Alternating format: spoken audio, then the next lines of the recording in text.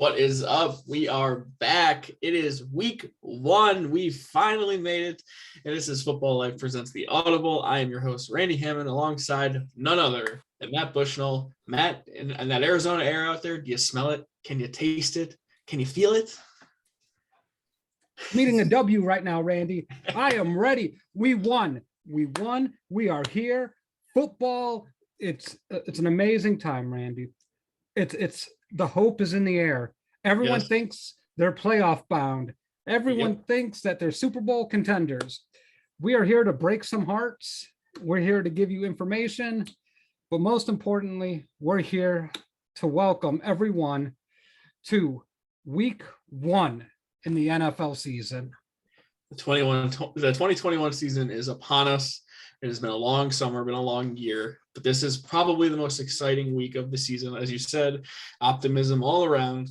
Everyone thinks that the best outcomes are possible for their teams, except for me. I'm always negative about the Giants at all times, but not everyone seems to be pretty optimistic around this time of year. So I love that. This is episode 71, Matt Bushnell. In my opinion, I think number 71 is the single worst number in all of sports. Has value in football. Obviously, offensive linemen wear the 70s, but the only two I could think of were Andrew Thomas wore this number at University of Georgia. He has switched to 78 and with the Giants, and then Ryan Ramczyk with the New Orleans Saints was number 71. Who do you got? One of my favorite Bears was Israel Adonijah, defensive lineman, really good player from Nigeria, really a feel-good story, really inspiring story. Mm-hmm. So for number 71, I'm going to give it up for Israel Adonijah.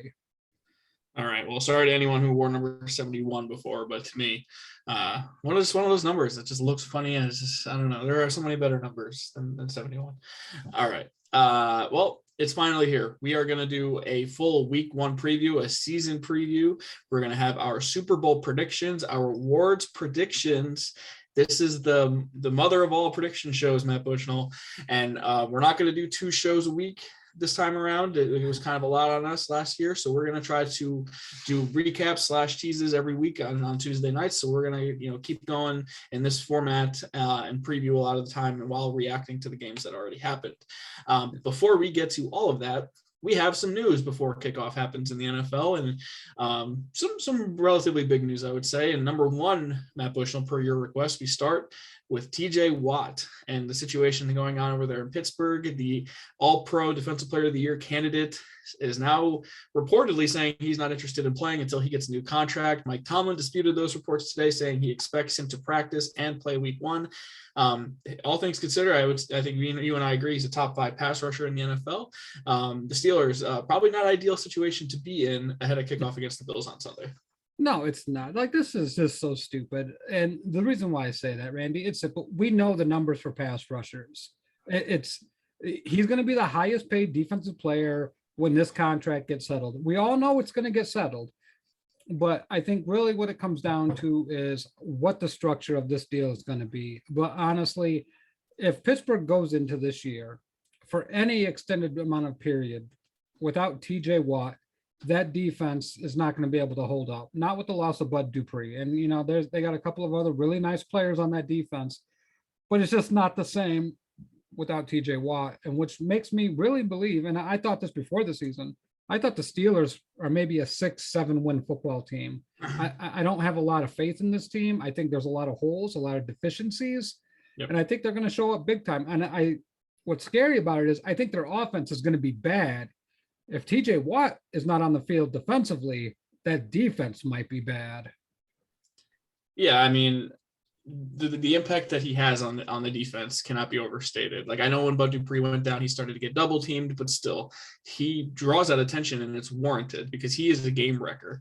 As far as traditional pass rushers on the outside, on the edge, it is probably Myles Garrett and him, along with I don't know, your boy Khalil Mack, and then a pass rusher, you got to throw Aaron Donald in there as well. But overall, he's up there with one of the best elite pass rushers in the game. You have to pay him. You know what these guys are worth. The Steelers do have a tradition of waiting to sign guys. Just last season, they signed Cameron Hayward to an extension on week 1 of the Monday of week 1.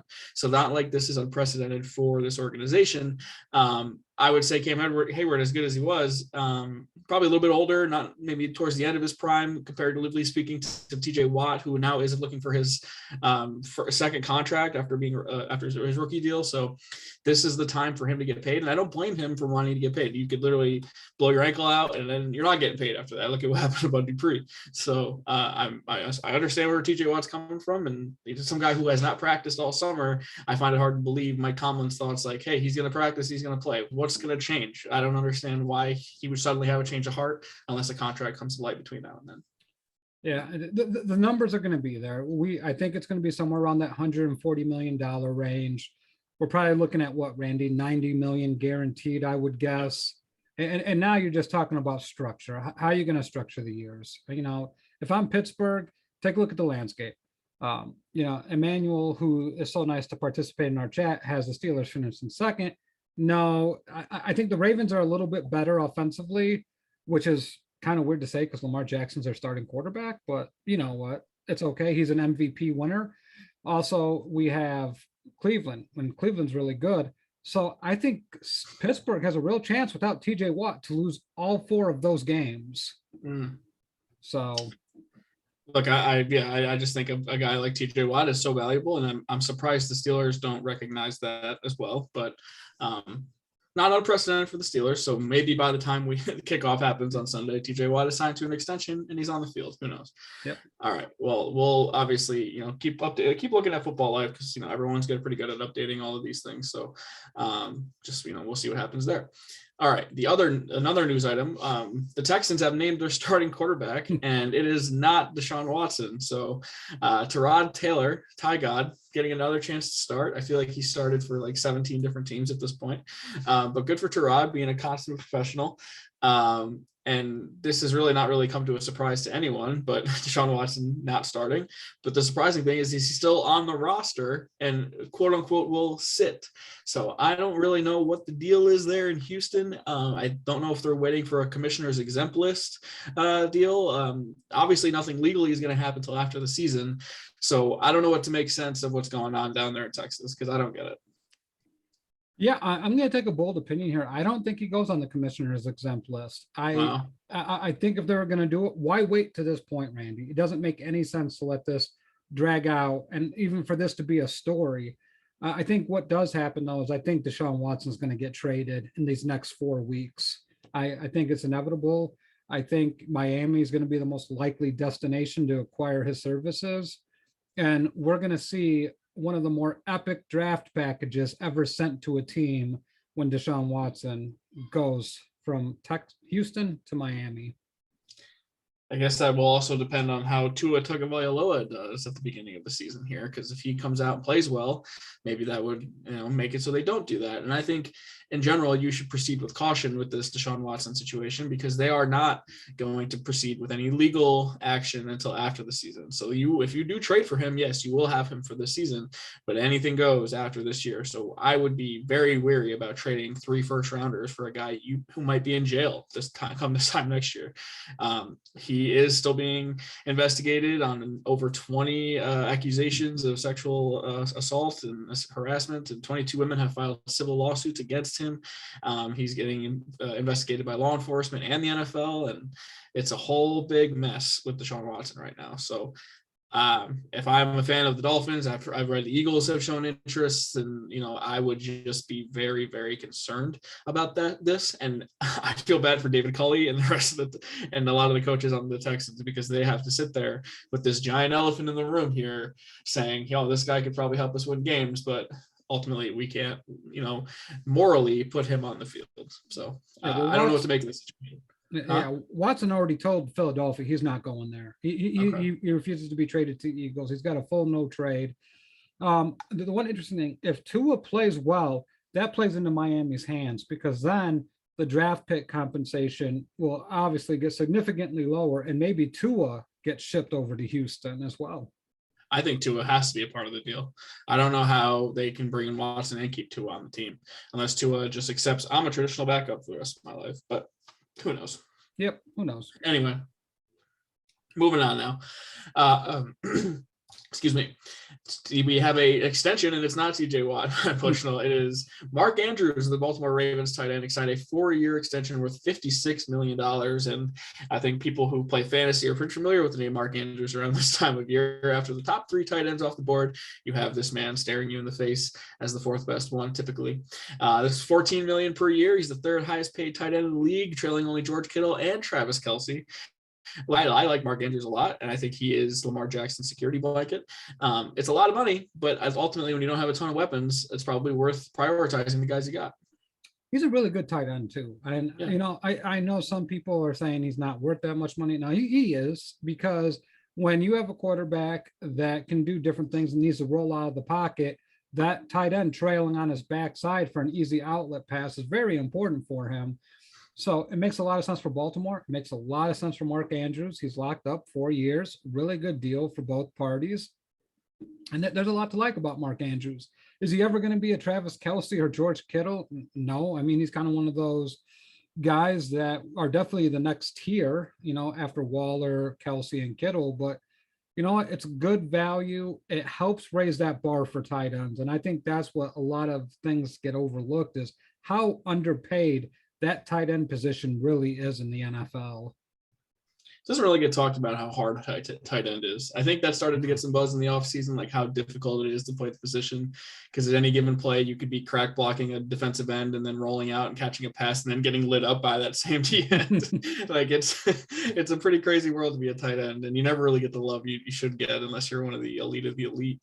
But Mark Andrews has 17 touchdowns over the last 2 seasons, and that's the number one. I mean, no one else has more touchdowns as a tight end, and he's number 8 in the NFL overall in receiving tight ends, and that's pretty good. Yeah. I mean, that's no joke. He's had over 2,100 receiving yards in his first 3 seasons. That's the 5th most by an NFL tight end in the last 2 decades. So the production is there for Mark Andrews. So the more you look into it, he seems to be worth it. So congrats to Mark Andrews and Ravens. I mean, look, you don't have a great receiving corps by any means. You need to lock up the pass catchers that you do have. So come on, Marquise Brown is going to be solid. I like Hollywood Brown, but it's still not the greatest receiving core. I mean, the Sammy Watkins experiment now, I don't know. They got to do more for Lamar. And now J.K. Dobbins is hurt. So Mark Andrews might have an even bigger year than we realize this year. And they just added somebody too, Randy. Yeah, right before the show, it was announced that Le'Veon Bell was signed to their practice squad. I assume he makes the roster pretty soon. But overall, because, I mean, they had injuries to Justice Hill on top of J.K. Dobbins. Yeah. So that running back core is all get very thin very quickly. So I don't know what Bell offers at this point, but it's a veteran backup now for Gus. Yeah, not much, but it's a name. Yep. All right. Well, Matt, it is time. It is almost time for kickoff around this time in 2 days. We will be watching the NBC pregame show. The Bucs fans will be celebrating their rings and the banner. They're down there in Raymond James Stadium in Tampa Bay. I'm sick of Tampa Bay in Florida getting all the love. Vince Mercandetti claiming he brings all the luck to Florida. You know who really brings all the luck to Florida? Thomas Edward Brady. He seems to bring the luck to no matter where he goes, no matter what city he's playing in. And quite frankly, as long as it's not Boston, it's okay with me. But that's the game this week on Thursday night, kicking off the season. The Tampa Bay Bucs, the reigning, defending, undisputed Super Bowl champions, taking on America's team, the Dallas Cowboys. Matt Bushel, give me your initial thoughts of this kickoff game. Dallas is going to get murdered. They're going to get murdered so bad.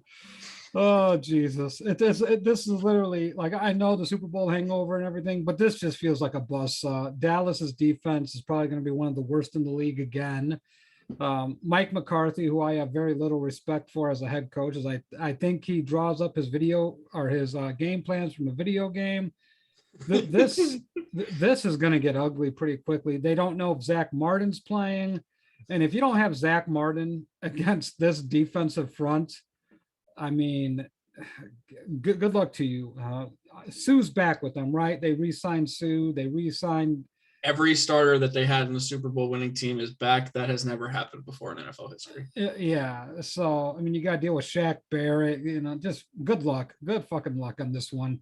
I mean, I can give you a score, but I think we all know Well, I just wanted to, before we give a score, I do find it interesting to like the NFL still values the Cowboys as a brand so much to the fact that they ignore that for the last almost 30 years, the Cowboys have been sort of a punchline and a laughing stock of a team that has 2 playoff wins in the time since they've last won a Super Bowl. I know the Cowboys are still the star and they still have Jerry Jones and they're still the uniform, but they're not still that same team. Eventually, in 20 years, if the Yankees have still gone without a World Series, they are merely just a bunch of hairless guys who are wearing pinstripes. They are not the Yankees anymore. That's what the Cowboys feel like to me. They have a number 88. Great. I know that's tradition. And CeeDee Lamb's a hell of a player. But you have a 3-headed wide receiver monster that you have there. Ezekiel Elliott, a decent, kind of bad offensive line, and then a quarterback who has an injury, mind you, that is not good to have when you're a quarterback. The shoulder lingering soreness where he couldn't throw, he had to do light throwing here and there. That to me is very alarming and makes me think the Cowboys could be in for a rough one here, and especially the kickoff game and the season beyond. I don't trust the Cowboys for anything, and I think the Bucs are going to roll in this game. Long-term prognosis for the Cowboys is I don't hate the roster. I think there are some good things there for this roster. I think they could do a lot of good things. However, my concern lies in the fact that week 1, Dak, we don't know anything more about the shoulder. It's like this shroud in secrecy of what's going on. Can Dak play? Is Dak going to be 100%?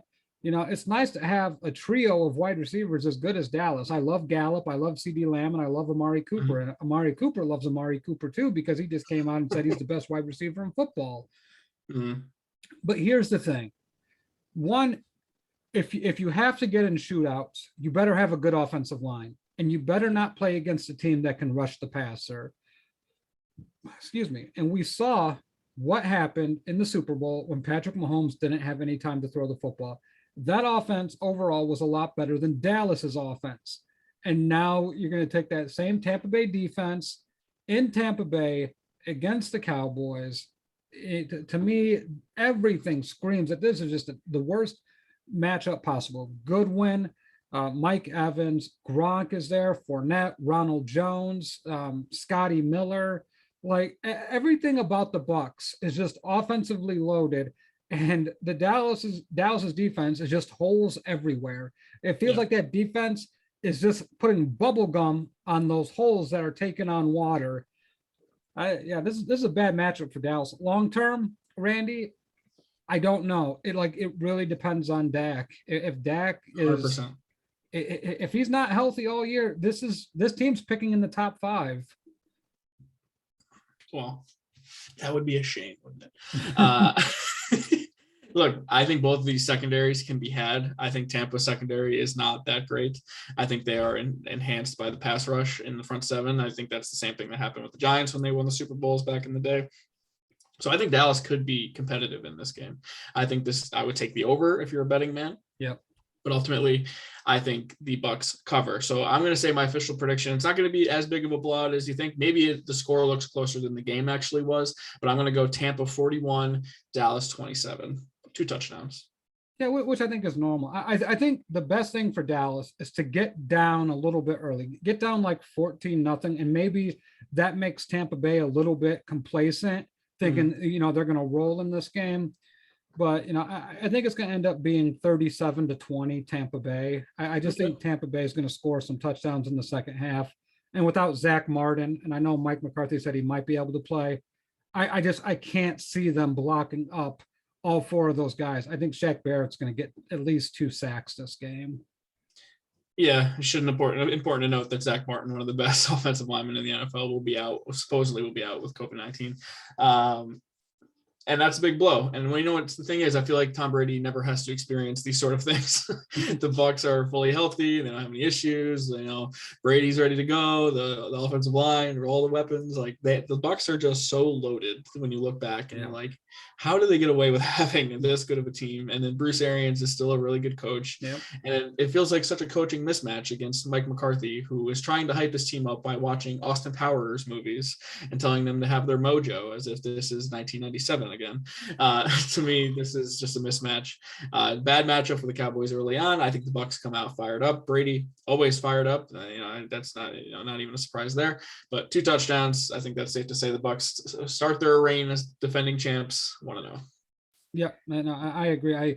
I'll say this game will not be indicative of Dallas's season unless Dak is hurt.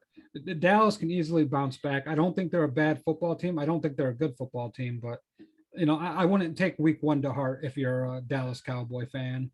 You can't ever, and because Ricky, as he points out, Ricky Velasquez in the comment section, you can't just assume that everyone's in midseason form week 1. A lot of things change. Even the first 2 weeks, the team's still getting into their groove. So I don't take any overreaction to week 1 is always one of my favorite traditions to see on Monday. Oh, our season's over. Look, if Dak Prescott goes down and is out for the year, your season's over if you're a Cowboys fan. Yeah. But if you come out, you look okay, Dak looks good, and you'd be a little optimistic coming out of this game. And I'll say this. What makes Tampa Bay different, Ricky, in regards to that, I know we said midseason form, is they've already gelled last year. Everyone's back. That's what makes Tampa Bay different. Like, Tom has an idea of where guys are going to be now. The blockers know where to block. Everyone kind of getting a feeling of where they want it. Tampa Bay had this experiment last year. This year, when everyone comes back, it's all systems go. Well, that's the reports coming out of Tampa, too, is that they didn't really play that well last year for a lot of the season. And they kind of got lucky, caught a few breaks in the playoffs and ended up playing their best game in the Super Bowl. There's a chance that we see the Bucs look even better this year. And it's kind of scary to think about. Yep, agreed. All right. Well, that's the kickoff on Thursday night. Cannot wait to hear Al and Chris on the call. I'm just so excited to hear that NBC football music again. That's just going to be a great time. All right, we're moving on to Sunday, the early slate, and I was so happy to write this out, Matt. Last year I got this. Early slate means 1:00 games on the East Coast, 10 a.m. games where you are. Maybe not where you are. Do you have a weird 10 a.m. Daylight savings time thing with you? I don't know how it works over there in Arizona, but nonetheless, these are the first games that kick off on your Sunday, no matter where you live. 1:00 for me here in upstate New York. So let's get into it. Oh. We're going to go a little bit quicker with these games in the kickoff game. But number 1 on the list is the Philadelphia Eagles going to Atlanta to take on the Atlanta Falcons.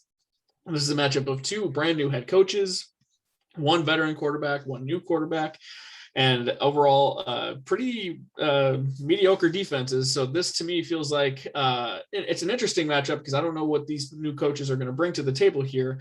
The Falcons intrigue me from an offensive standpoint, and the Eagles intrigue me a little bit because I like the quarterback, and I do think they have a lot of valuable veterans on their team, but I do think that could backfire eventually. What do you make of this week 1 matchup here? I mean, I think this has happened a few times recently. This is the Calvin Ridley welcome to elite wide receiver 1 status game.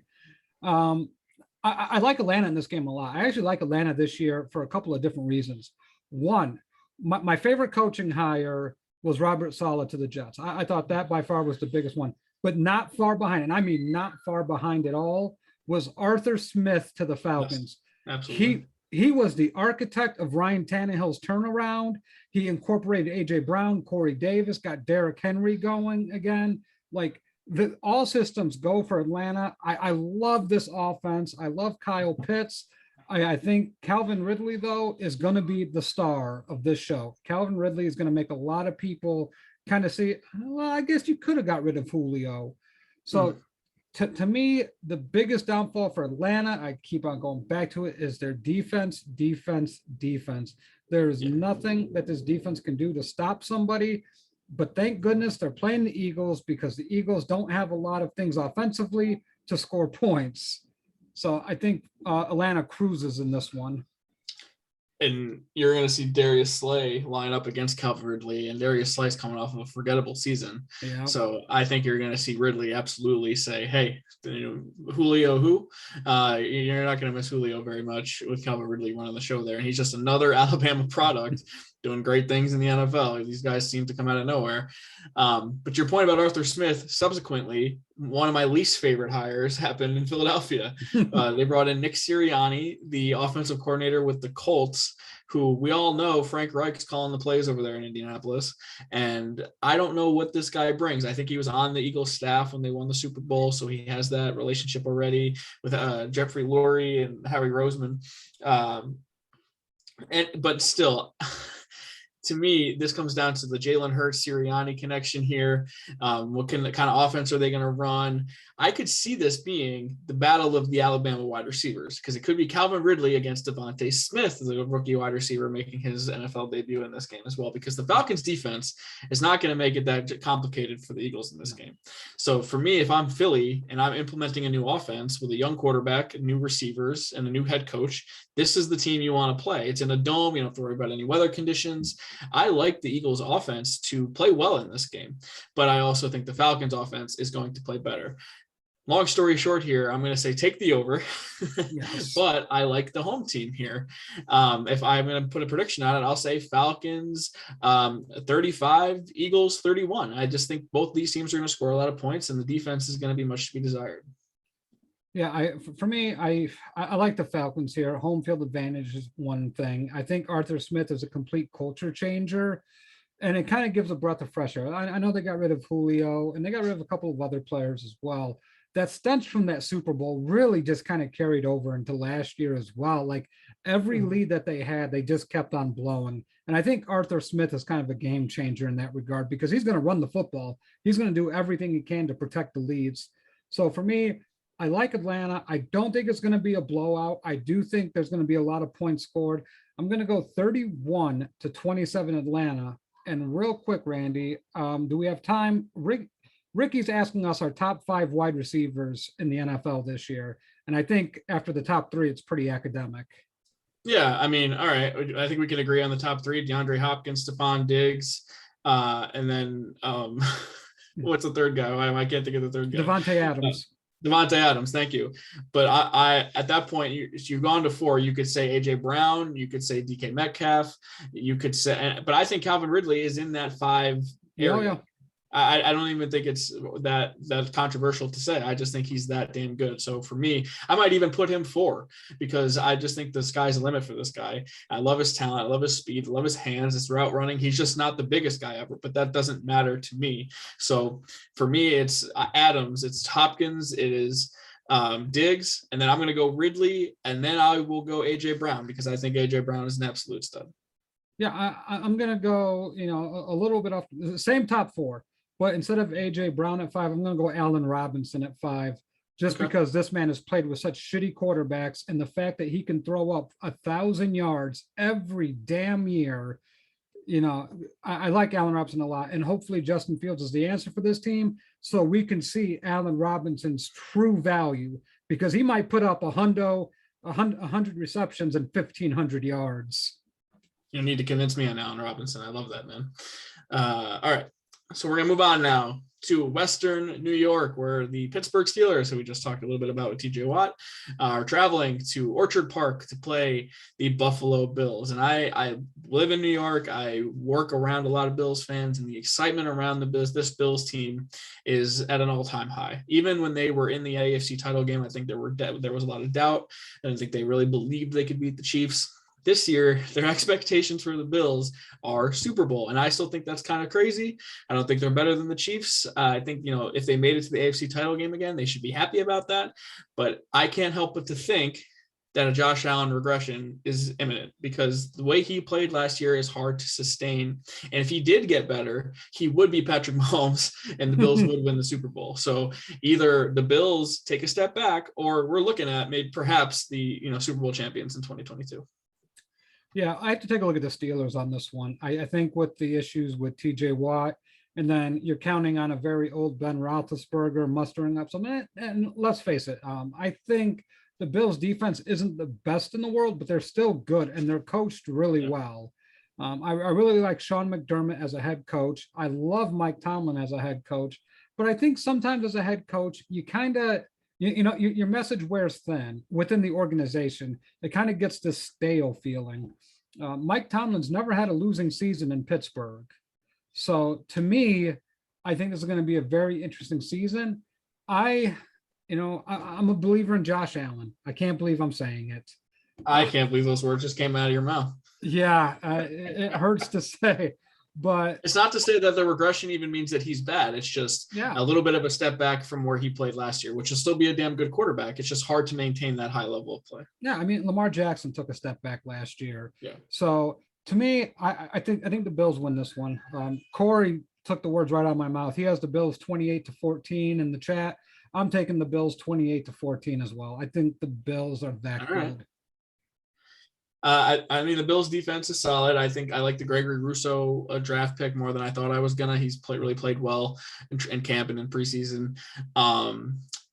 I just think Pittsburgh's not going to really fade away into the darkness quite yet. I do think the offense has potential. Big Ben lost a bunch of weight, which is like the first time he ever did that. The arm still looks like it's okay.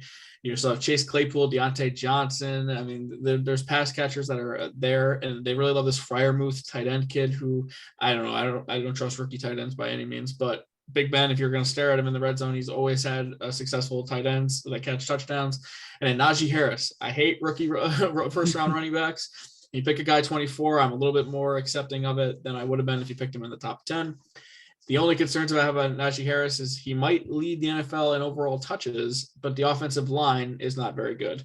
It's fine. It's just not like it's not elite by any means. So I don't know if he's going to have a ton of lanes to run through, what that situation is going to be like. Maybe they'll utilize him more in the screen game. Overall, I do think Harris is good. He's going to have a good year, a nice rookie season, but I worry about the surroundings with him a little bit. Long story short, I do think the Steelers make this an interesting game. I don't think this is a 2-touchdown game. I think Josh Allen is just prone enough to make some mistakes here and there to keep the teams in games. So I'll say 27 Bills, 24 Steelers in a really good opening game. Wow. Okay. I don't love the Steelers this year, but I do think week one, everyone gets fired up and they play above themselves, and maybe the Bills, mind you, the Bills 2 years ago were losing to the Jets 14-0 in opening day. Yeah. And they came back and won because of an injury on the Jets. So the Bills are not necessarily a world beater in week one always. All right, moving on now to probably the stinker of the week. I am one of the stinkers of the week. These next two are pretty stinkers, I would say. We're going to go to South Ohio, I believe. I don't know my geography that well, but the Minnesota Vikings traveling to your favorite state, Matt Bush, Ohio, to play the Cincinnati Bengals. And the Bengals, all reports out of camp this year is that Joe Burrow, coming off of his injury, is so well protected. Oh, wait, no, that's not what's happening. No, Joe Burrow is a dead man walking with the Bengals. And I cannot believe that this is almost organizational malpractice what they're doing to Joe Burrow, because he looked so good and looked like he was the franchise quarterback coming out of that draft. He gets hurt because of his offensive line, mainly because Chase Young, but also the offensive line. And they didn't do really much about it. They had a chance to take Penei Sewell, and they didn't do it. And here we are with Jamar Chase, who has a case of the dropsies already, so that doesn't look too good. I'm just so down on the Bengals this year, and we could be looking at them picking top 3 again this year. So just by default, I'm going to have to go Vikings in this game. It's always nice to see a division rival just get a cupcake week one. That's always the pleasure of week one, right? Minnesota's going to roll. There's so many issues, and it's Southwest Ohio. Cincinnati's on that. Southwest, okay. Yeah, that little border of Indiana, Kentucky kind of area. Louisville, right? Yeah, that's right, down the river. Yep. So to me, this is just going to be a blowout. Justin Jefferson, Adam Thielen, Dalvin Cook, they're too much. I think Minnesota's a little bit overrated, but this game is only going to inflate that hype. To me, Randy. Oh yeah. People always buy high on Minnesota, and I get the hype. You see a lot of good things from them. They got a lot of names, but to me, you still got Kirk Cousins as your quarterback. But what's one thing Kirk Cousins is really good at doing? He beats the living piss out of bottom feeders. To me, this is going to be a 34 to kind of 13 game. I know it's a lot of points. Week one, the Bengals seem to be a mess. I don't love their head coach. And I just think, this is the beginning of the end for this Cincinnati regime. I think the owner's not going to be very happy with them taking a wide receiver. And for as good as Jamar Chase may end up, the fact that you just passed on offensive linemen when you needed that the most, it's criminal. So Vikings, big Absolutely. Win here. Yeah, I love the Vikings weapons. Yeah, how do you not love the combination of Cook, Thielen, and Jefferson? It is an elite trio of weapons.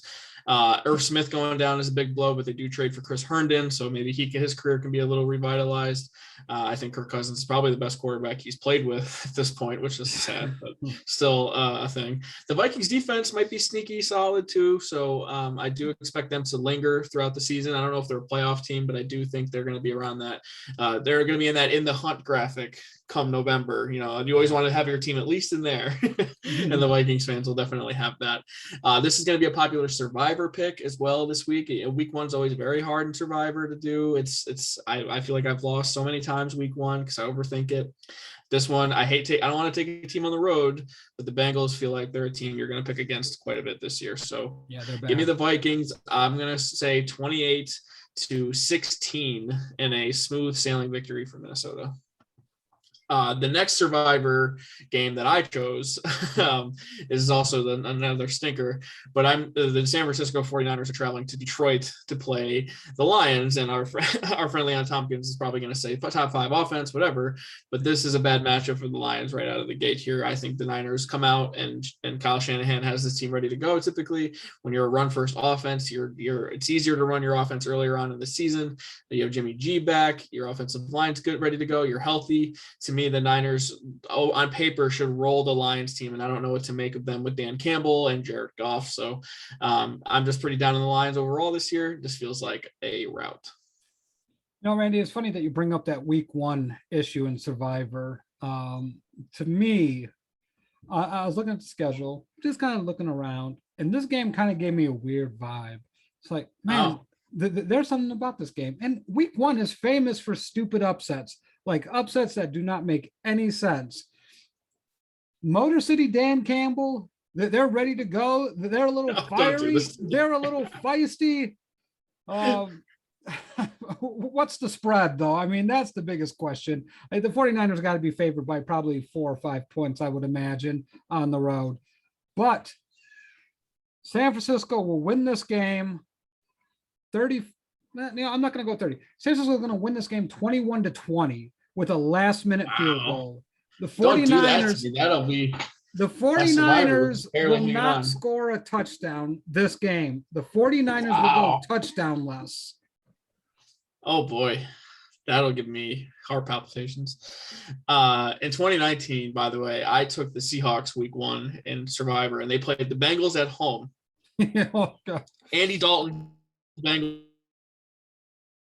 They won 20-19 with a last-second field goal, barely allowing my Survivor pick to hang on. So this is a thing that happens every year with me in Survivor. So don't be surprised if the Niners barely win this game. Yeah, it's a little feisty. Those new coach teams, little fiery. Dan Campbell's trying to give me Joe Judge vibes. I don't know what to think of it. His heart might explode on the sideline for how much caffeine he drinks on a regular basis. I don't know what to make of Dan Campbell. He's eating limbs. I don't know. I have no idea what the deal is with this guy. Yeah, he's biting off kneecaps. He's weird. But the idea of Dan Campbell trying to inspire Jared Goff to do something is just hilarious to me. This California cool surfer dude just going to go out there and do what he wants anyway. Run the play as basic and simple as possible and just move on and be like, oh, we're good, man. Yeah, what up? And then that's it. And to me, I just think the Niners are going to roll in this game. I don't think they're going to score a ton of points. I think they're just going to run the ball control, let their defense dominate. I'm kind of thinking I like Corey Decker 17-7. I'm going to go 21-7 here. Just 2 touchdowns. Just not going to run up the score or anything, but I do like them to win easily. Here's a Bushnell special, everyone. Take it to the bank. Jared Goff will have a better week one than Matthew Stafford. Ooh, all right. Well, that's something for the record books there in the comment section. Someone keep track of that. All right. So we're going to move on. And this is going to be an important segment of the show for our friend Corey Decker. Arizona Cardinals traveling to Nashville, Tennessee to play the Titans. Titans without Arthur Smith, with Julio Jones, with I would say a pretty bad defense, and the Cardinals coming in with Cliff. I don't trust you, Kingsbury, and exciting Kyler Murray, who could be an MVP candidate if everything broke well this year. I love the Cardinals offense until it comes time to actually make things happen. When the going gets rough, I don't trust Cliff Kingsbury. I don't trust anything except for when Kyler's rolling to his left and just throws the ball up for DeAndre Hopkins. That's the only time I trust them in a key situation. I don't know if they can run the ball consistently. I don't know how good their offensive line is. And like I said, Cliff Kingsbury, I definitely don't trust at all. With that said, they're playing a team of the Titans. I don't trust it all either because I don't know what to make of them anymore without Arthur Smith. I still love Ryan Tannehill. I love the A.J. Brown Julio connection, and then Derrick Henry. Obviously, we talked about trios earlier with the Vikings. This is a damn good trio in its own right, and I do think they'll still be successful. But the value of Arthur Smith, I think, is going to be severely missed on this team. You look at this matchup, Matt. This just feels like a game that's going to have a ton of chaos in it. Yeah, that's the perfect word to describe this game, chaotic, because I think this is the one week both these offenses are supposedly in name high powered. Yeah. Julio's, is questionable to play this week. I think we all know. Every week that Julio's ever played in the NFL has been questionable, it feels like. Seriously. So I'm counting on Julio to play. I think what I'm going to go here is I think there's going to be several lead changes. I think there can anywhere be between 7 to 10 lead changes in this game. I think both defenses will allow some points. My standard rule of thumb is anytime a team has to travel out of their time zone to a long distance, jet lag's real. I mean, I think it's a 2-hour difference because I think Nashville operates off Central. No, does Nashville? Central. I think they're Central. Central. Okay, that makes sense. So it's going to be a little bit of jet lag. It's going to be a 10 a.m. game for the Cardinals. Playing football as a professional at 10 a.m. is not fun. It takes your body a little bit to get used to it. I like the Titans here. I think the Titans win the game. The home team not having to travel, not have to travel time zones to that degree. Give me the Titans in this one, 34-31. This feels like a game where the Titans come out hot and jump out to a 10, maybe 14-point lead right out of the gate, and they get Derrick Henry established. Maybe Julio takes one to the house. Maybe A.J. Brown makes a nice play. But like when Derrick Henry gets going here, who on the Cardinals is going to stop him? Like, to me, you need to put them in a situation where they're not being able to run the ball. If you could pin your ears back and let Chandler Jones rush the passer, and let Isaiah Simmons maybe get some blitzes in here and there, you're better off that way. If you're down and they could just pound Derrick Henry all day long, what are the Cardinals going to do about that? Are they even capable on defense of stopping that? I don't know how many teams are, honestly. So to me, this is a bad matchup for the Cardinals in that aspect. So I do think the Cardinals battle back in this game after getting down big, but I do think they fall short. So I'll say the Titans 30, Cardinals 27. It's a late drama with some weird plays, some crazy plays, some Kyler magic, and overall the Titans just coming out on top at home. Yeah, I think the issue here that we also need to delve into is like the James Conner, Chase Edmonds dynamic at running back. I think it's worse than it was last year with Kenyon Drake. Could be wrong. I like Chase Edmonds, kind of iffy. But for as much love as we give the Cardinals, and we talk about their points, Randy, do we trust AJ Green as their number 2? I mean, no. Even last year, Larry Fitzgerald, I would rather have Larry Fitzgerald than AJ Green. AJ Green's been injury riddled, and Christian Kirk seems to be, and he just seems to be that slot guy. Rondale Moore is going to be a key piece here. That's the guy I was going to mention. But. Yeah, I don't. Well, he's 5'8". You can't stick him on the outside. He's a slot guy.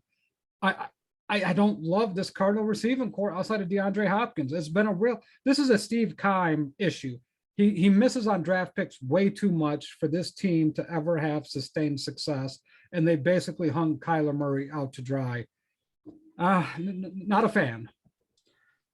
Yeah, well, and that combination with Cliff Kingsbury is just not going too well. And for Corey's sake, I do hope that it's Christian Kirk as the number 2 guy.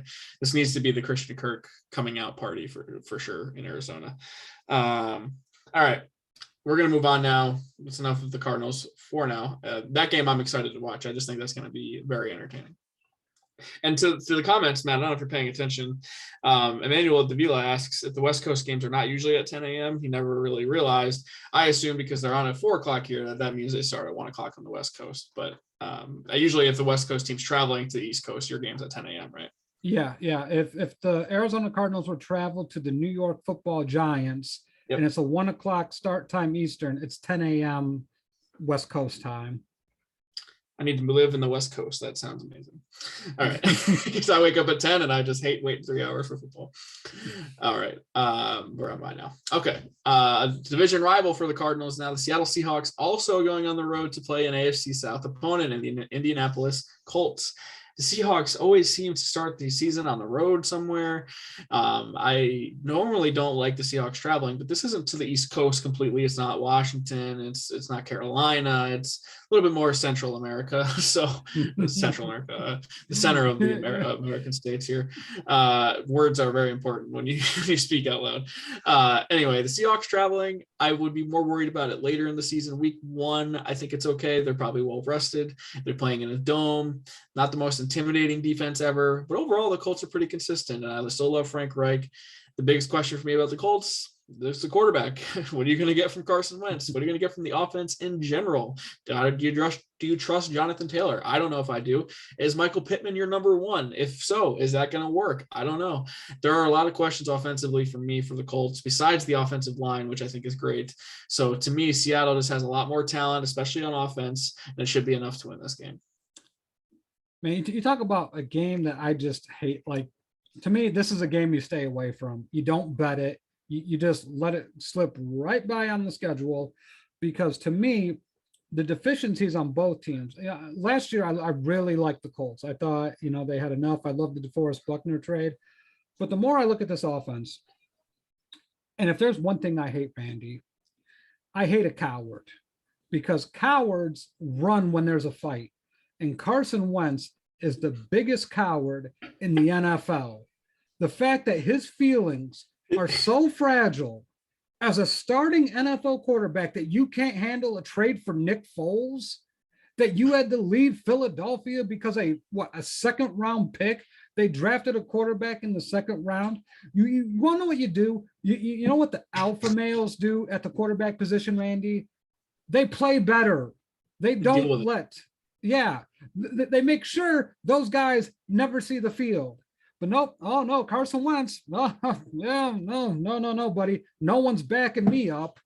Why don't you get that practice squad wide receiver from the Broncos last year that had to start a game? I'm sure Carson Wentz would love that. Just hand him the job so he never has to play that.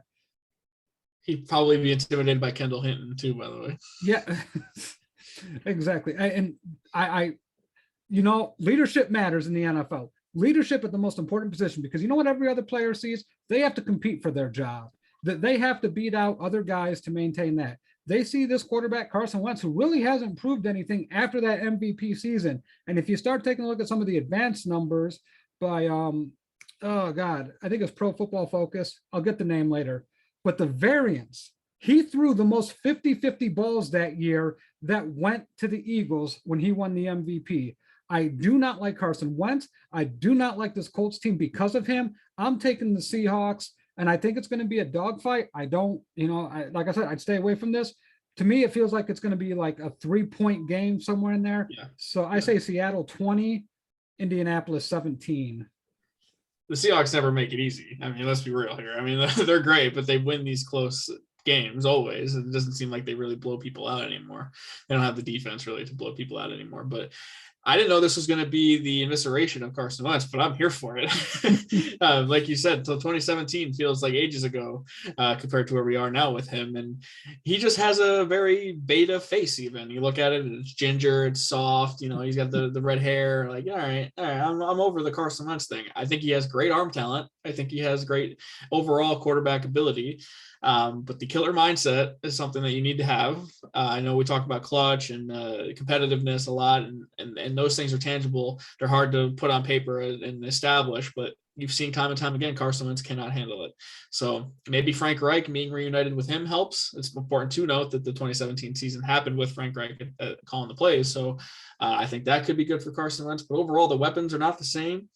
I think Reich would really have to work some magic and rely on the run game, which would be smart anyway. But overall, the Colts just feel like back in the day, probably 2015, they used to call, when they ranked quarterbacks, the middle of the pack, the Dalton zone. Yes. Andy Dalton was like the very most average quarterback in the league. To me, the Colts feel like the most average team in the NFL, and I want to like them more than I do, but they just leave a lot to be desired. Like I wish they had more talent around them, and they just feel like they're overall going to be 8-8. I mean, they can't go 8-8 anymore, but maybe they'll go 8-1. And that's just feels like the Colts' destiny is to me. 8.5 and 8.5. Yeah. It helps they play in the AFC South, but I'm going to say Seahawks win this game 23-21 in an ugly game that Russell Wilson pulls out of his ass because he's Mr. Unlimited, and that's what he does. He's an alpha, though. Yeah, he is. That's right. He's not afraid of the moment. He will throw that interception at the goal line, and he will say, God told me to do it. Anyway. No shots at anyone who is religious. All right, we got another. I love this game, but I don't. One of these teams is going to have to travel regardless. But we have the Los Angeles Chargers. No quarter for me today. The Los Angeles Chargers traveling to play the football team of Landover, Maryland. I mean, the Washington football team. And this is a great matchup week one, I think. If you followed this show throughout the summer, you know how much I love Justin Herbert. Full bloom love, Dave Gettleman once said. Full bloom love with Justin Herbert. You might hear more about that a little later from me. And then the Washington football team, I have a bet for them to win the NFC East. I have a bet for them over 10.5. And I have a bet, which is less likely, but for them to represent the NFC in the title game against whoever. That was just based on long shot alone. I don't actually believe that's going to happen. But I'm all in on the Washington football team, and I love the Chargers quarterback. I love this matchup.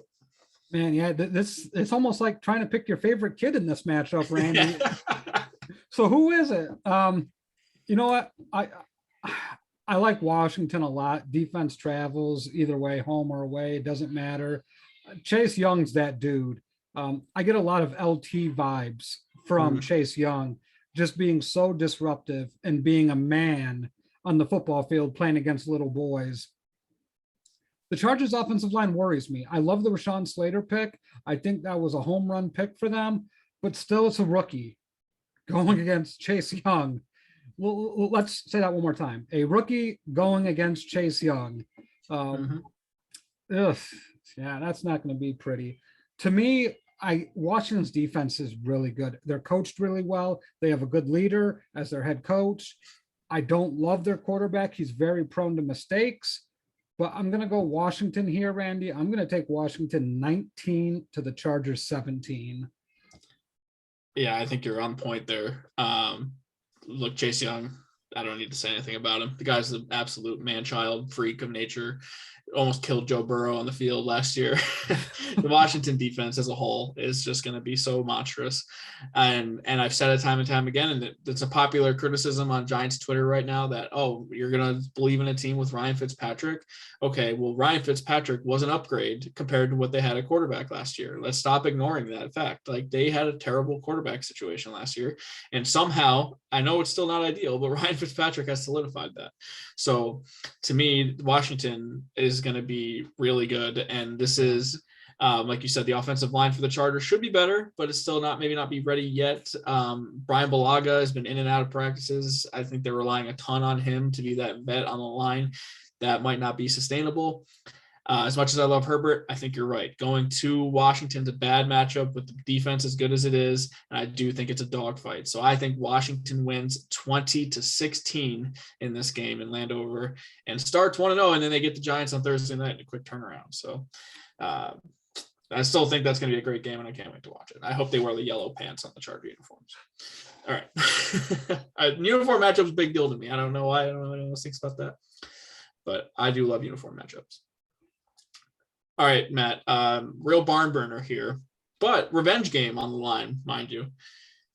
It is the New York Jets traveling to Carolina to play the Panthers, and it is Sam Darnold right away getting a chance against his old team here. Robert Salah, Matt Rule. This game on paper, not the sexiest of all matchups, but when you say, hey, if Darnold's going to be the guy that we all thought he was going to be when he was initially drafted, it's time for him to start showing it. And against his former team, I guess that's juicy enough for me to be interested. I'm interested, and I think it's going to be like, to me, there's a handful of games where you just flip a coin, and that's probably who's going to win this game. Really, it's 50-50. I don't love Darnold. I've been beating that drum. To me, Darnold is the same quarterback he's always been. I've seen the same quarterback at USC that I saw in his first year with the Jets, that I saw with his second year with the Jets, that I saw with his third year with the Jets.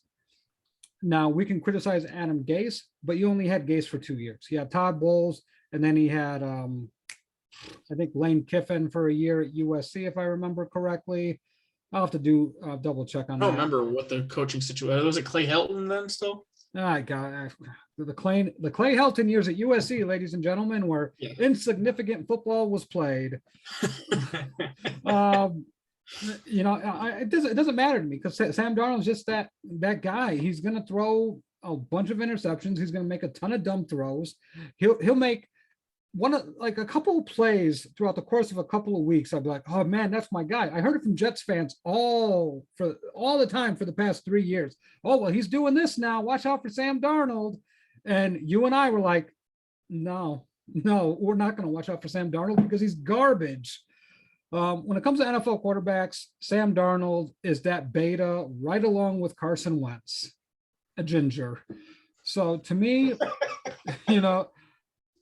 I like Robert Saleh here a lot. This is an attitude adjustment for the Jets. It's a new era. To me, I don't believe in the Panthers. I know people are going to say, it's the Panthers, Matt Rule. I like Robert Saleh a hell of a lot more than I like Matt Rule because I think passionate coaches, something about coaches that have coached in the NFL, that have inspired grown men in a football game to win and to take that challenge. To me, Robert Saleh said all the right things during the offseason. All his quotes, everything that he said was right on point.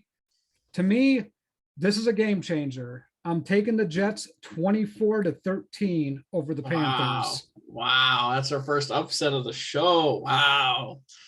All right. Well, I'm not telling you I love Sam Darnold, but this is what I love. I love DJ Moore. I love Robbie Anderson. I love Christian McCaffrey. I like parts of the offensive line. I love Brian Burns.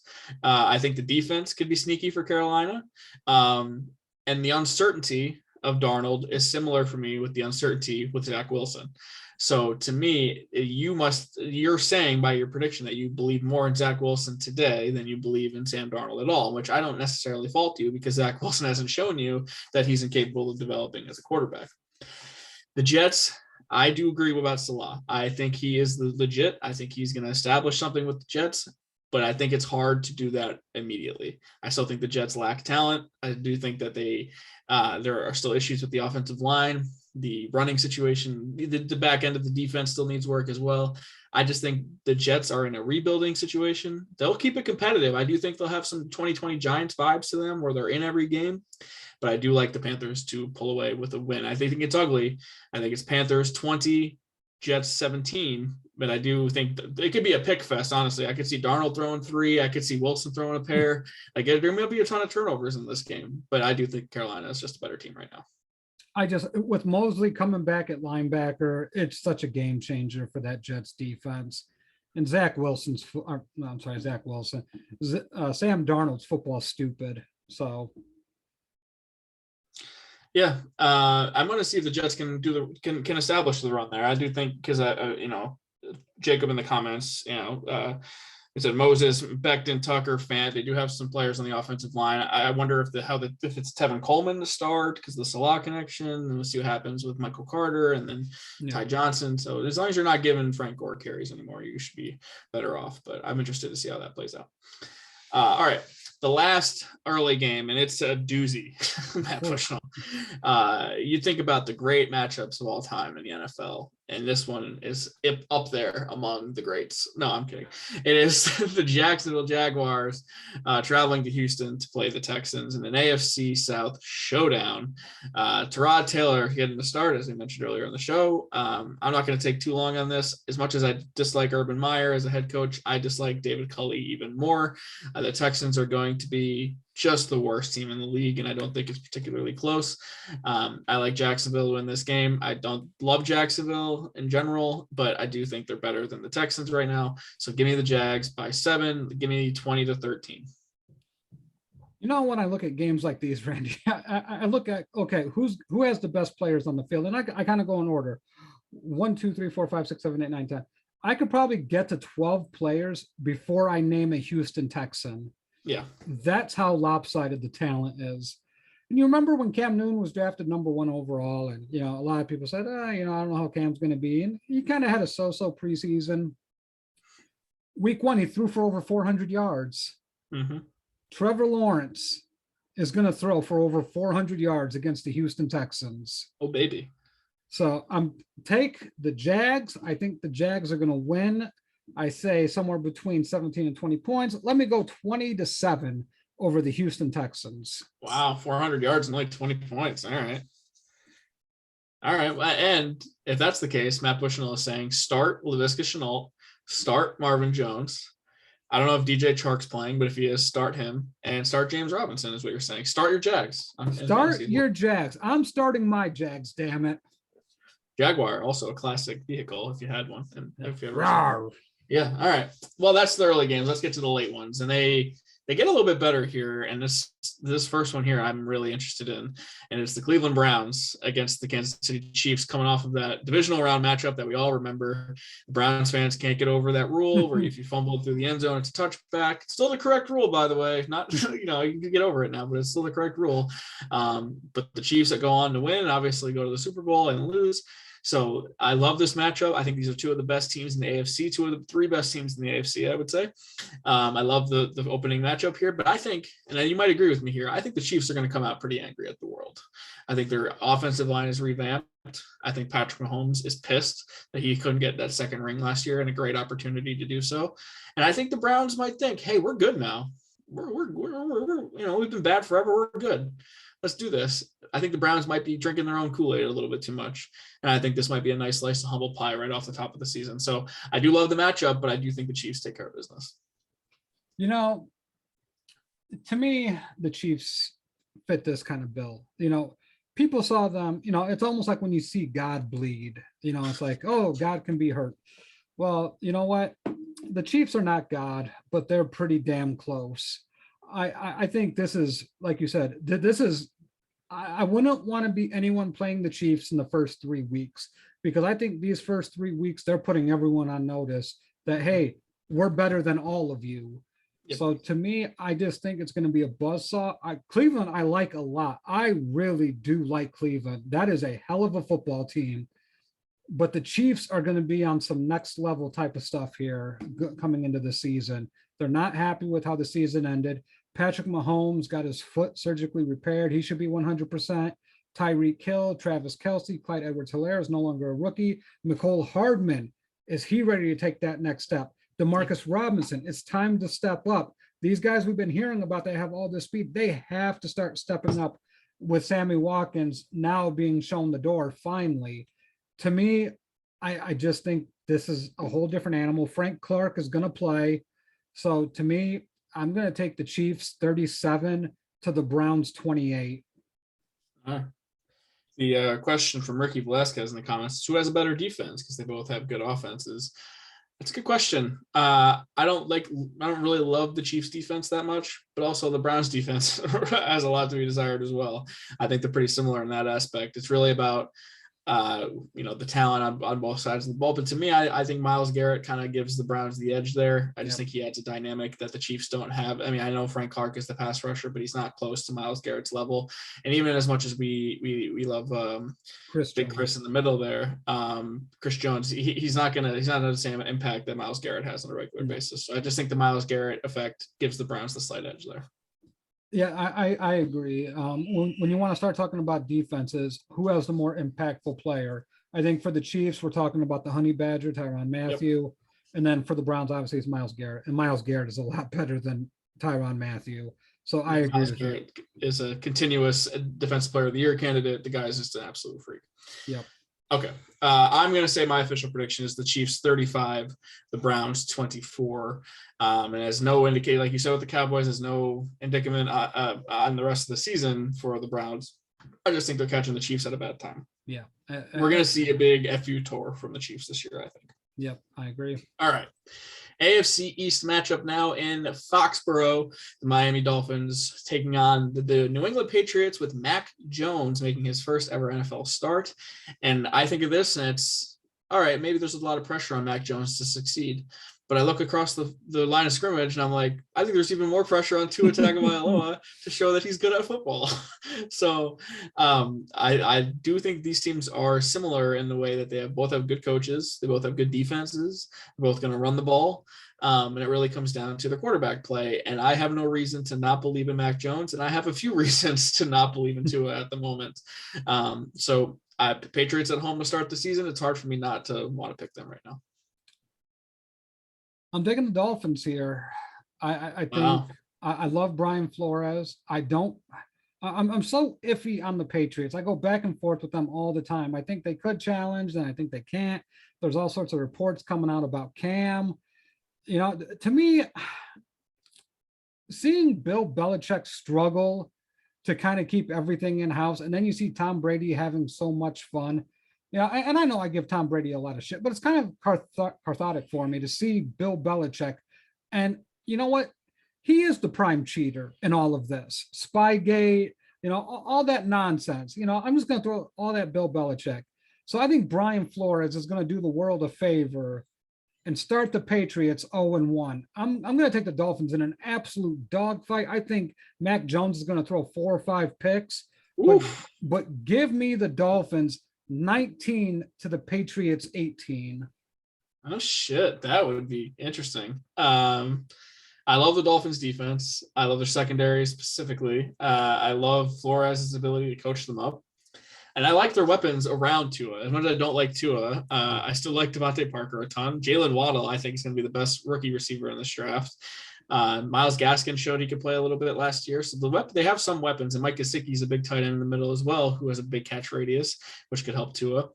I just don't know how to feel about Tua. That last game against the Bills last year, with all the marbles on the line, their playoff hopes there, him just absolutely laying a stinker out there just really bothers me. Yep. And I do think it's competitive. I think the defense keeps them in these games, but I got to see a new Tua before I fully invest into the Dolphins this year. I think the Patriots win 24-20 in a close divisional matchup where the Patriots, I feel like, would traditionally dominate the Dolphins. So Mac Jones starts 1-0 in my opinion in his career. All right. Now, the third of 4 late games on the slate here. And a late game, I mean the game that starts at 4:00 in the East Coast, the 1:00 game for you out in the West, 3:00 for you guys in the central parts of the country. And this game is supposed to be played in New Orleans, but it is not. It's the Packers traveling to Jacksonville to play the Saints due to Hurricane Ida still having an impact down there in Louisiana. So if you are in Louisiana, you know someone in Louisiana, my prayers go out to you guys. Hopefully you guys are okay. It's eerie how similar it was to Katrina when it landed on the same day. It seemed like they were a little bit more prepared, Matt. Thankfully, it seems like the damage wasn't as bad. Honestly, up here in New York, it seemed like we got a little bit more worse of a storm damage than they got down there. So that, unfortunately, the people did lose their life and everything. But I'm happy that New Orleans will be able to recover from this a little bit easier than Katrina, it seems.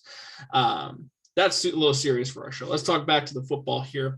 And in a season that Aaron Rodgers dubbed The Last Dance. And if you're familiar with The Last Dance, it is the last time the Michael Jordan-led Chicago Bulls played together, made it to the NBA Finals, won against Karl Malone and the Utah Jazz. And you remember those series a lot better than I do, Matt Bushnell, but Aaron Rodgers is basically laying it out. This is the last season for him in Green Bay, and he's taking on the Saints, who no longer have Drew Brees for the first time in forever. So Jameis Winston at the helm for the Saints. I like this matchup a lot, but I don't really think the Saints are going to be very good this year.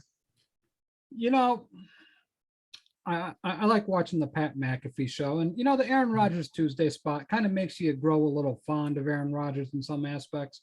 But what an arrogant prick comparing to taking the Last Dance moniker from the basketball god we call Michael Jordan.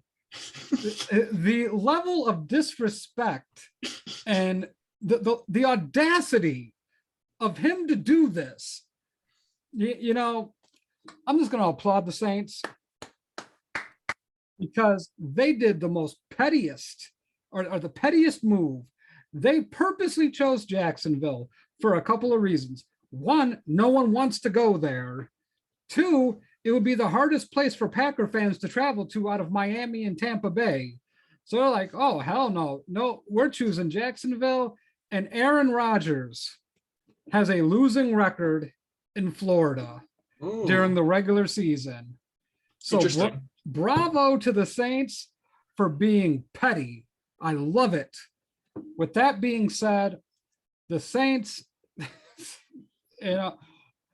I don't know. This Saints squad it could be good, it could be bad, it could be average, it could be anything. I honestly, Randy, I don't have one idea of how good or how bad or how average this team can be.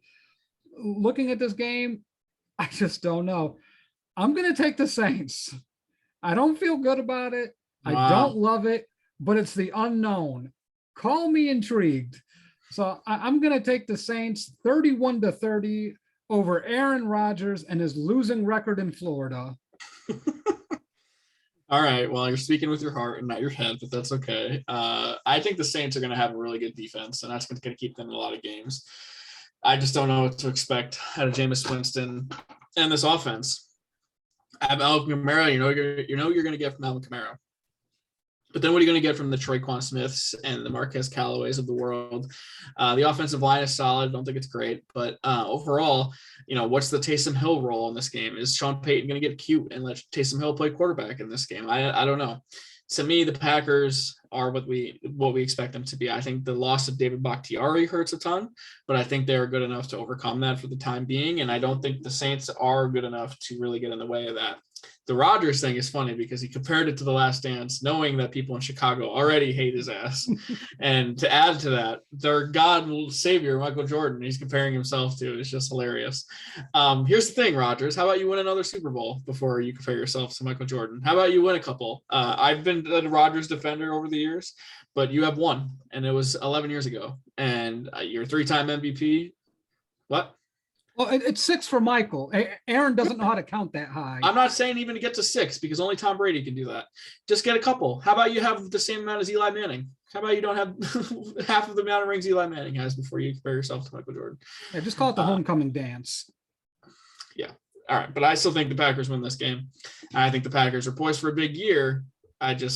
At Aaron Rodgers experience, I'm interested to see how it plays out because I don't think it'll have the Adam Sandler longest yard effect where they just turn on him, when he starts throwing the game. Because I do think they love Aaron Rodgers, and I do think they know he gives them the best chance to win. But maybe if they start slow, they're like, man, this guy was here in OTAs, maybe we'd be better right now. Maybe there's some growing resentment. Like this could get bad for Green Bay, but I don't necessarily see that happening because I just think, Aaron Rodgers is that good. Long-winded answer just to say this. Packers win this game 27-17. Jameis has one of his all-time Jameis games, 2 touchdowns, 2 picks, maybe a weird fumble. I don't know. But that's what's going to happen in that game. All right. The final game on the slate that's not prime time. Emotional. Here we are. And this game has significance, and we have yet to even bring this up, but all of these games happening on September 12th, the day after the 20-year remembrance of the September 11th attacks. This game is significant because the Monday night before the attacks on the World Trade Center, the Giants were in Denver to play the Broncos, and they could not fly home that Tuesday morning for obvious reasons. So they decided the Broncos are going to come to MetLife and play the Giants to sort of signify the 20 years since. Both of these teams are, pretty different from back then, I would say. Look, there are a lot of Giants fans that I interact with on a regular basis. They annoy me.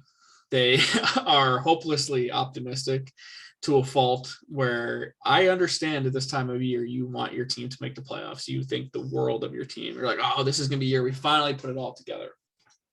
At some point, you have to take a step back and let your eyes tell you what is actually happening here. Dave Gettleman comes in 2018. We have a plan. Okay, well, they've had the worst record in the league since Dave Gettleman took charge. He said, we're going to fix the offensive line. We have a plan. The offensive line, maybe outside of the Bengals, is the worst offensive line in the entire sport. The quarterback regressed, as we both predicted, by the way, Matt Bushnell, last summer, with Jason Garrett at the helm. Now, you can say, well, they didn't have Kenny Golladay. He didn't have Kadarius Toney. He didn't have Kyle Rudolph. Saquon got hurt week 2. That is all fair points. I think the weapons are huge. but I don't think Saquon's fully healthy yet. Kenny Golladay already missed time with a hamstring injury. We have not even seen Kadarius Toney practice until this week. And then the best offensive lineman on the Giants is Andrew Thomas, who they took 4th overall and got absolutely worked in the preseason every time I saw the guy. So you can have all of these weapons all you want, but if you cannot protect the quarterback or create running lanes for your running back, it feels moot. The optimistic part of me with the Giants says the defense is going to be good. The defense kept the Giants in every single game last year. Patrick Graham going to be back with a good defensive roster, mind you. He's good at coaching these guys up. I don't think the pass rush will be there, but overall the secondary is good, the linebackers are good, and the defense is good. I think that's going to be the bread and butter for the Giants. The only way they win games is playing that ugly defensive style of the game. Now, this game comes down to how you feel about the Broncos, Matt. And we did this preview with the AFC West. We both like the Broncos. We like that they are starting Teddy. He's more steady, not going to turn the ball over as much. I like the Broncos defense maybe more than I like the Giants defense, honestly. And they have pass rushers and Von Miller, Bradley Chubb, and that's going to be hell for the Giants all game long. And I know Giants fans think this is a winnable game. I think every game is a winnable game in the NFL when it comes down to it. I just think this is a bad matchup for the Giants, and I think they're going to be disappointed. I think the Giants lose. What's a recipe for disaster? Bad offensive line, good pass rush against an average defensive coordinator. Absolutely, but a bad offensive line versus Bradley Chubb and Von Miller, with Vic Fangio as the defensive coordinator and the head coach, and then you add in. They took the best player defensively in the draft, who showed every reason why he was the best defensive player in the draft during the preseason.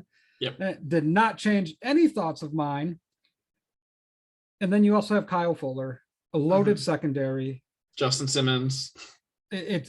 Kyle, just all of it is so good. Against a quarterback that has led the league in turnovers the past 2 years. What the hell would anyone think that the Giants can score points against this defense? Like, if you told me that the Giants are going to get shut out, that is more likely than them scoring 10 points. Oof. This Broncos defense is going to sick the dogs on Daniel Jones and this Giants offense. With that, if they had a better offensive line, Randy, I get it. With those weapons, it would make a lot more sense. Yeah. But you're going against this Broncos team, and what's a cornerback's best friend? Oh, a good pass rush. Why? Because it speeds everything up. They can break on the routes. Kyle Fuller did that with the Bears in 2018, led the league in, I think he was second in the league in interceptions. Patrick Surtain is a shutdown corner. Justin Simmons is that dude at safety. I hate this matchup. It is a terrible matchup for the Giants. And then let's talk about the offense, because I got a bone to pick with Corey here. He said, starting Bridgewater with no line and a year 2 wide receiver. Did we forget about Cortland Sutton? Did we forget about Noah Fant? Did we forget about Tim Patrick? Okay, Jerry Jeudy's a nice option. But he's not their number one. This team is loaded in a lot of different places. The biggest thing that we talked about holding them back, and their offensive line is perfectly average. It's okay to have an average offensive line, which they do have. It's not terrible. The Giants are going to get their ass smoked in this game. Randy, Joe Judge is going to be having people running laps. This game is going to get ugly for Joe Judge quickly, and that defense is going to try. But when you're going to be on the field, as long as that defense is going to be on the field, you're going to get tired. I'm taking the Broncos 27 to the Giants 3. Jeez, 3 points. Wow, that would be pretty bad. I'm going to say the Broncos win this game 19-13. And it's an ugly game, and Daniel Jones has a chance to drive late and ends in a turnover, because of course it does. The Giants defense will keep him in it. I have confidence in that, but I don't have the Giants confidence in the Giants to win the game. Giants will be 0-1 and have to go to Washington, by the way, Thursday Night Football week 2. So could be a quick 0-2 start for the Giants here right off the bat. All right. So that's it for the whole slate of games that's not prime time. So let's get to prime time. Oh, We've been waiting all day for Sunday night. Matt Bushnell, are you ready for this all-time quarterback matchup? Matt Stafford against the Chicago Bears and Andy Dalton at quarterback. What the hell, NBC and NFL? Why couldn't we get another game here? Why couldn't we get Browns Chiefs here? This is like, I know your Bears will be competitive with the defense and exciting with the Rams. But if Justin Fields not starting, give me another matchup here. This is just, I want a whole lot more than this at the end of watching football all day. To me, this will be the least aesthetically pleasing and intriguing game from teams that are playoff contenders. And I do put the Bears in playoff contenders. I don't think they're going to make it, but I think there is some contention there that they could have. To me, the Chiefs and the Browns were so obvious to put here. We never really talked about the schedule and the lay of the land here, but it's just stupid to put the Bears and the Rams here. These teams do not score points against each other. They've played each other the last 4 years, and I think it's a grand total. I don't think any game's gone over 40 points total. And to me, Matthew Stafford has struggled against the Bears his entire career. It has not been good. I don't love Stafford here, and even with the weapons, Robert Woods, Cooper Kupp, they're nice players. They're not great. Losing Cam Akers, right? Yeah. That hurts the Rams a lot for a team that needs Cam Akers. I can't envision a Bears win here. I don't see it. There's no scenario where I see the Bears being able to pull this one out, just because I think the Rams defense is so good. Maybe the loss of I'm thinking the defensive coordinator that's now the head coach of the Chargers, Brandon Staley. To me, everything lines up for the Rams in a very ugly football game. This is going to be atrocious to watch. It's going to put people to sleep. I'm going to say the Rams end up winning this something like 16 to like 9. Something real low scoring, maybe 16 to 12. Yeah, I kind of agree. It's going to be ugly. I think the whole point of this game being on Sunday Night Football is because not the product on the field itself. SoFi Stadium, having fans in it again, is worth the price of having it on prime time in itself. It's a wonderful place, I've heard, and I've heard it's beautiful. So looking forward to seeing that aspect of it. And Monday Night Football will have a similar feel to it as well. But to me, I think, and I know the Bears are familiar with Matt Stafford, so they have that. But what I think is that Sean McVay is out to show how absolutely shitty Jared Goff was at quarterback. And he wants to show that he has a real quarterback now. And he's going to show you what the possibility is with that he's going to throw the ball so much with Matt Stafford and light it up. And that Cooper Kupp and Robert Woods and Tyler Higbee and now either Sony Michel or Darrell Henderson, like this offense is going to operate at its full potential with a guy like Matt Stafford, because a guy like Jared Goff was just so absolutely god freaking terrible that he had to tell him the coverages in his helmet before every stupid play. Sean McVay's life is going to get a hell of a lot easier. And I'm not saying the Bears are going to be fine. They're going to be able to play defense. They're going to keep them in the game. But overall, I think the Rams are out for blood. And I think Sean McVay is out to show, hey, my offense is way better than you guys have even seen yet. Jared Goff sucks ass, and I'm going to prove it to you. So I think that's going to start in this game. So I think the Rams win, but I think it's going to be, I'm going to respect Bears defense. I would say it's going to be 24-10. I just have no faith in Andy Dalton. And maybe as Corey laid out in the comments that maybe Andy Dalton's dead by halftime and then you get Justin Fields in the third quarter. Maybe that's the ideal scenario anyway. I don't know. But I do think the Rams win comfortably here and kind of show a little bit of what they actually could have been in the last few years. I've just seen too much of Matthew Stafford. Like he's had Calvin Johnson, Golden Tate. Like he's had every weapon imaginable to him. He had Jim Caldwell. I think he had Mike Martz for a time. Like, well, no, I don't think he had Mike Martz. He may have. I don't know. May have been pre-Matt Stafford. But he's had coaches. He's had all these things. And Matt Stafford's best year was one and done in the playoffs. That's Matt Stafford. He'll throw back-breaking interceptions. He's going to turn the ball over. Yes, he is better than Jared Goff. We all know that. But I'm telling everyone right now, if you think Matt Stafford's going to be the difference between the Rams, going into the playoffs and the Rams going to the Super Bowl, Matt Stafford ain't that dude. Pick the wrong quarterback. All I'm saying is this. They made the Super Bowl with Jared Goff, and they scored 3 points. I think Matt Stafford is good enough where he could have won that game. I think Jared Goff doesn't get the credit for the NFC title game in New Orleans. I will always say that. However, I just think Stafford it might not be the best quarterback ever, Matt. And to your point, he does always leave you wanting more. I think he's finally in a situation to do that. And I just think Sean McVay is a better coach than the Jim Bob Cooters of the world. Yeah. Putting Matt Stafford in a situation to put up numbers, but ultimately not to succeed. So I just think Matt Stafford, you're going to see Matt Stafford's full potential with the Rams as well.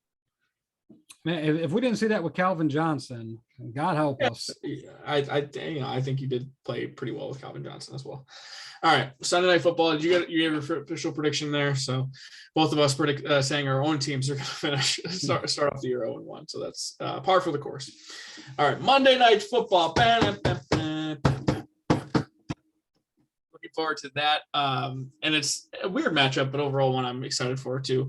The Ravens traveling to Las Vegas to play in the Big Roomba. It's another stadium we haven't seen fans in yet. So I'm really looking forward to seeing fans in Reliance Stadium. They did an unbelievable job with this place, and I cannot wait to see what the atmosphere is like with an audience. I have yet to pick an upset yet, and I think it's weird to pick a home team as an upset here, but I kind of think the Raiders are going to start off the season with a win over the Ravens. And I say that because I think the people just assume the Ravens are going to be really good and they're going to come out and just win the game because that's what they always do. They're always really solid. They're playoff teams every year. I think the Ravens could be in a little bit of trouble off the bat here. And I think the Raiders are a high-powered offense and could eventually just outscore Baltimore to the point where Lamar Jackson can't do anything about it. So what do you think of this matchup? Yeah, I know you summed it up right there. It really depends on how well this offense clicks for the Raiders. If they come out early and score a bunch of points, yeah, I mean, they're going to come away with a very big win. If the Ravens are able to control the game and run the football with Lamar Jackson and Gus Edwards and hitting the freshly paid Mark Andrews in those little flat routes down the seams, it's going to be a tough way for the Raiders to go. I don't know enough about the Ravens defense, and that scares me a little bit because they got rid of a lot of guys. So they still have a lot of people there. It's the Ravens. They're going to play hard-nosed, tough football, but I don't know if it's the same Ravens we've seen the past couple of years. They could be in line for regression. If Cincinnati made the right picks, maybe we'd be talking about Cleveland and Cincinnati dominating the AFC North. But between Baltimore and Las Vegas, the Raiders, John Gruden's had 4 years now. I believe this is year 4. This is year 4. And it hasn't gotten better. It feels like it's the same football team that we've seen trotted out there. Their offensive line got worse. Their defense, they wanted Cleo Mack because they still can't find a pass rusher. I don't know how you sell this football team to beat a team like the Ravens. And I think Lamar Jackson is going to come back and put up an MVP type of performance. I'm talking 2 passing touchdowns, 2 rushing touchdowns, and really control this game. I'm going to take the Ravens 28 to the Raiders 21. Okay. Well, here it is. I feel like I've gone chalk this whole time. And I'm going to predict the home upset. You don't get this that often, a team at home with the upset victory. But I'm going to go the Las Vegas Raiders. Gruden has the guys fired up, and it probably means they're going to finish below 500, but they get the biggest win of the season right off the bat on Monday Night Football. I'm going to say the Raiders 31, the Ravens 26. So going to be an entertaining game there in the Big Roomba. Cannot wait to see that. All right. Matt, it's time to do some quick predictions here. We've talked a lot on this show. It's been an hour and a half now. So we're going to do, you want to do our Super Bowl predictions first and then awards, or awards and then Super Bowl? Yeah, let's go ahead and do our Super Bowl predictions. All right, Matt Bushnell, Super Bowl 56, LVI, I believe it is, in SoFi Stadium in Los Angeles, California. Who's it going to be? It is going to be the Kansas City Chiefs versus The Green Bay Packers. Oh, I cannot believe this. He picked the Packers. Let's hear it, because I'm kind of pissed because I feel like you took mine, but go ahead. I just think the Packers have a very special opportunity. Aaron Jones is good. I really, Devontae Adams, I mean, it doesn't get much better than that. Bobby Tonyan, the big tight end, is a matchup nightmare. They should get Bakhtiari back at some point during the season, I hope. To me, the Packers have a lot of things aligning in their favor, and a pissed off Aaron Rodgers is a really good Aaron Rodgers. And keep in mind, they were literally, right there to beat the Buccaneers. And I just think they play in a winnable division. The Packers are going to have the division locked up pretty early. I don't think Minnesota or Chicago is going to compete to win that division. And I think that's going to enable them. Whereas the Tampa Bay Buccaneers are going to have a little bit harder time with the Saints as usual. So give me the Packers. The Chiefs are going to win it because Patrick Mahomes is God. It's, Chiefs, you're Super Bowl champions. I'm so angry at you. I really am. I didn't think there was a chance in hell you were going to pick the Packers to make the Super Bowl. And I literally was going to pick the Packers just to piss you off. And you did it before me.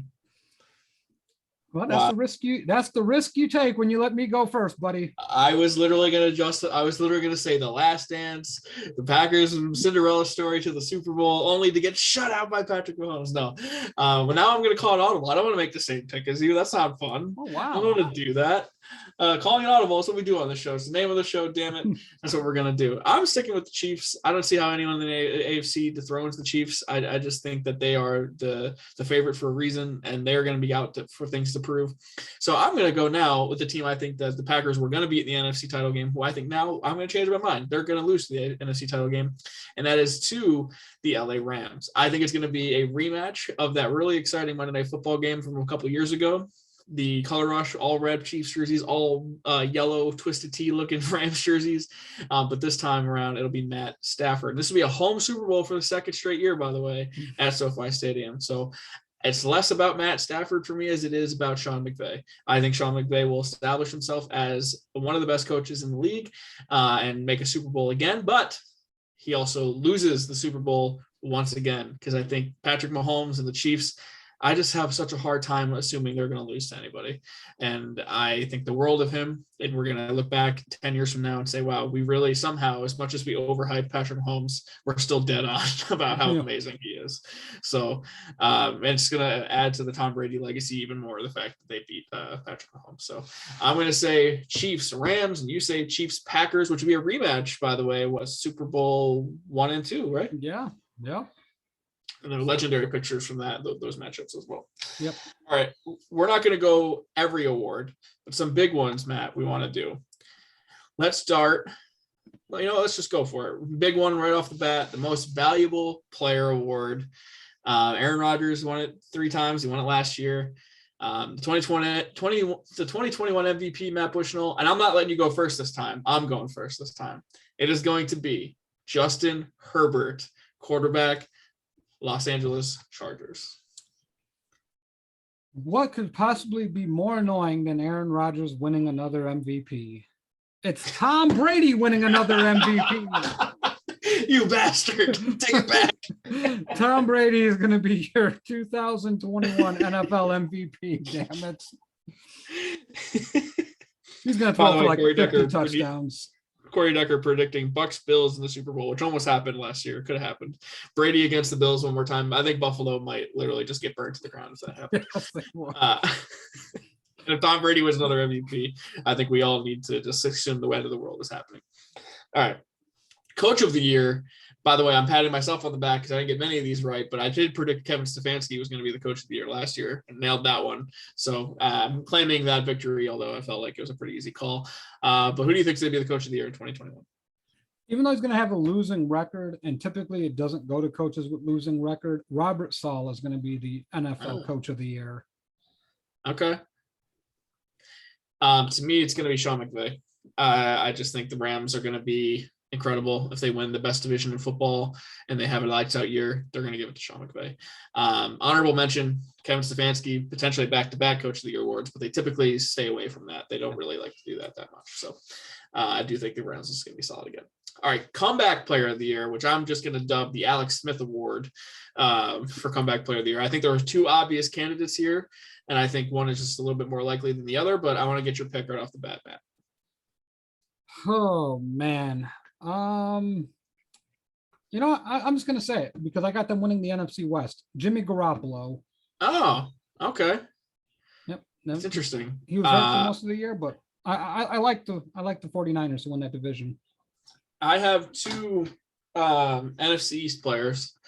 I think it'll either be Dak Prescott or Saquon Barkley. And I just think Dak is in a better position for that to happen for him. And he plays quarterback. So I think it's more likely that they give it to a quarterback, especially if he plays well. And I just don't think Saquon's in a super ideal situation to succeed. So I'll say Dakota Rain Prescott. How about let's just get some of these bigger ones and call it a day. Let's do defensive player of the year. Roquan Smith, Chicago Bears. Wow. I would give you $100 if that happened. Look, people can sleep on Roquan all they want. Statistically, he had the best year of any linebacker last year. He's a force. He wrecks game plans. Roquan's that dude. Well, when Chase Young has 20 sacks, it's going to be hard to not give it to him. So he's not going to have 20 sacks. We're going to go Chase Young here. And a really bold prediction right there for you. I mean, if he gets 20 sacks, I don't know what NFL coaches are doing because you just triple team him at that point. You just put three guys on him, and if somebody else sacks the quarterback, someone else sacks the quarterback. All right. Any other awards? I think those are the big ones that we primarily care about. Got to do Rookie of the Years. All right. Let's do offensive and defensive Rookie of the Years. I'll start with the offensive Rookie of the Year, and give me Jalen Waddle. Wow. Jalen Waddle, really? Yeah. Wow. Okay. I think he's the stud. Offensive Rookie of the Year, I'm just going to go chalk here. I'm going to take Trevor Lawrence because I just think he's that damn good. I mean, makes sense to go the number one quarterback overall, but which it'll probably be Lawrence, but I don't care. All these talks about all these great quarterbacks, and it'll be Jalen Waddle. No, I'm kidding. It might be. Defensive player, Rookie of the Year, gets a little bit more interesting, and you could easily go Patrick Surtain because he thought he was the best player defensively in the draft anyway. And this is where I find it a little bit more complicated. I'm going to go homer pick. I never go homer picks. I never pick Giants to do anything here. I'm going to go Azeez Ojulari, the second-round pick from the Giants, and I think he will have an impact for them defensively this year. I am going to go Patrick Surtain because I said it before the draft, and not only that, I'm going to double down on this. I believe in Surtain so much, he will lead the NFL in interceptions this year. Woof. Woof. All right, Matt Bushnell, bring in the heat on the predictions. Hey, all right. Go big or go home. Go big or go home. I like it. Patrick Surtain is an absolute stud. All right, so I got to hit the road here, Matt Bushnell. For those who don't know, I'm going to Cooperstown to see Derek Sanderson Jr. get inducted to the Baseball Hall of Fame. Our fearless leader, Henry's already on the road en route to Central New York. I am on the road right after the show is over with here. So why don't we do a quick tease of the shows, and then we'll say goodbye. Yeah, I'll be honest here. Dong City, I don't think they're going tomorrow. No, we'll be there in Cooperstown, so probably next week. Yeah, so no Dong City tomorrow. The Work to Shoot Wrestling podcast is going on Thursday. Jason Brooks, Corey Richmond, I do believe they're going on Thursday. And wow, what a pay-per-view Sunday evening. If you're an AEW fan or a WWE fan or an independent wrestling fan, whatever wrestling fan you may be, just a really interesting pay-per-view, a lot of tide shifting. Corey and Jason have their pulse on all of that. Should be pretty interesting to listen to. Leon and Jacob, Jacob Anthony Moses, Leon Tompkins, Basketball Life, the Step Back podcast. Probably got that from Michael Jordan with his famous step back fadeaway because they're both huge MJ fans. Really, I love those guys. Really nice stuff on the Step Back podcast. Give them a listen. I think they're in the off season, so their schedule is sporadic. And then on Sunday, we have the Total Bases podcast with Felipe Malicio and Sean Connor Flannery. Really, Randy, we're in the home stretch. Bets are being evaluated. The Yankees rose. They looked like they were going to take off. And then Aaron Boone did Aaron Boone things. And now the Yankees are. It's a struggle bus. And Garrett Cole leaves the game early today with an injury. So it's all going downhill fast again for the Yankees. So it's on fire. As soon as you think you got the White Sox. Yep. As soon as they suck me back in, this is what happens. Yep. All right. Well, baseball season. Tuesday we're back. And then Tuesday we'll be back. And then, yeah, it's obviously baseball playoff pushes are happening. Pennant races are going on. But Matt, baseball feels like it's getting put on the back burner now because college football, roaring start to the season for them. Absolute exciting weekend for them in college football world. It was so great to see, fans back. I mean, there's some issues with that in itself, but otherwise, atmosphere is everything in sports. That felt like a little bit of normalcy again in the world. I'm not the biggest college football fan, but I always get excited when it starts because that means NFL kicks off now.